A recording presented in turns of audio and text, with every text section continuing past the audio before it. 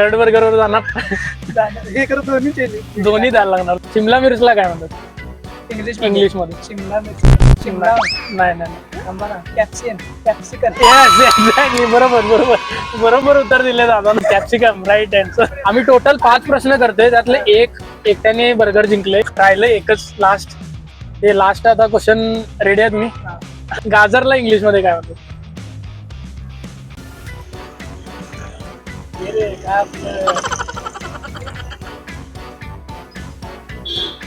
One 2 3 4.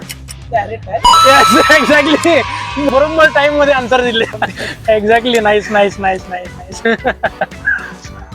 Thank you for participating. मंडळी, आजचा video इथेच संपतोय. तुम्हाला जर व्हिडिओ आवडला असेल तर लाईक करा, शेअर करा, कमेंट करा आणि सबस्क्राईब करायला विसरू नका. आवडला असेल तरी, नाही आवडला असेल तरी.